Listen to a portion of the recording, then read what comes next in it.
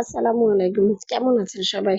আজকে আপনাদের সাথে একটা স্পেশাল ভর্তার রেসিপি নিয়ে শেয়ার করতে আসলাম। এই ভর্তাটা করার জন্য প্রথমেই আমি একটা কড়াইতে ২টা পটল এবং কিছু ডাঁটা সিদ্ধ করতে দিচ্ছি। ডাঁটাগুলো একেবারেই ছোট নরমগুলো নিয়েছি, যেটা ডাঁটা শাক থেকে আমি নিয়েছি। এখন সিদ্ধ করার জন্য অল্প পরিমাণ পানি আর পরিমাণ মতো কিছুটা লবণ দিয়ে ভালো করে এটা সিদ্ধ করে নিব। এই তো সিদ্ধ হয়ে গেল। এখন কিছুটা সরিষার তেল দিয়ে এগুলা খুব ভালো করে ভেজে নিব, যেন এতে যদি কিছু পানি থাকে সেটা ভালো করে শুকিয়ে যায়। খুব ভালো করে কম আগুনে নাড়াচাড়া করে পানিটা শুকিয়ে নিতে হবে, আর এগুলো একটু লাল লাল করে ভেজে নিতে হবে। আপনারা কে কোথা থেকে দেখছেন আমাকে অবশ্যই জানাতে ভুলবেন না।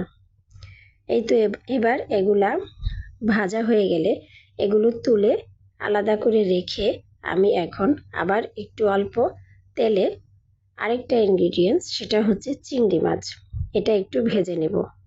এটাও একটু হালকাই ভেজে নেব, খুব বেশি ভাজার দরকার নেই। কারণ হচ্ছে চিংড়ি মাছ বেশি ভাজলে শক্ত হয়ে যাবে, তখন টেস্টটা ভালো আসবে না। হালকা ভেজে নিতে হবে যেন এটার কাঁচা ঘ্রাণটা না থাকে। এই তো এবার এটা আমি লাল লাল করে এপিট ওপিট করে ভেজে ওই তেলে এবার একটু পরিমাণ মতো পেঁয়াজ, একটু রসুন কুচি দিয়ে খুব ভালো করে এগুলো একটু ভেজে নেব। তবে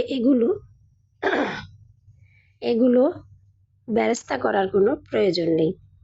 ভালো করে ভাজলেই হবে, যেন এটার কাঁচা গন্ধটা না থাকে, ফ্লেভারটা যেন ভালো আসে।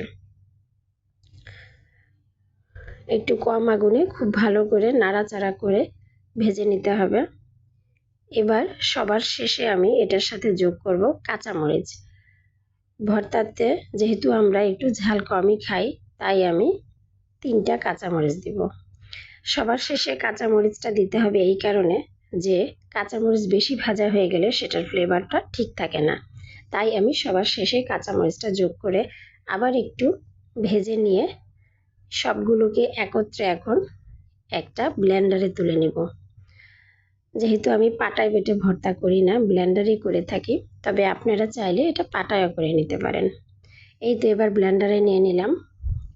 আমি যেহেতু আগেই লবণ দিয়েছি, তাই টেস্ট করে যদি প্রয়োজন হয় আমি পরে আবার একটু লবণ দিয়ে নিব। এই হচ্ছে আমার ভর্তার ফাইনাল লুক। খেতে এত মজা হয়েছে যে আপনারা যদি রেসিপিটা ট্রাই না করেন তাহলে বুঝতেই পারবেন না। অনেক মজা হয়েছে, সবাই একটু ট্রাই করে দেখবেন। ভালো লাগলে অবশ্যই আমাকে জানাতে ভুলবেন না। ধন্যবাদ।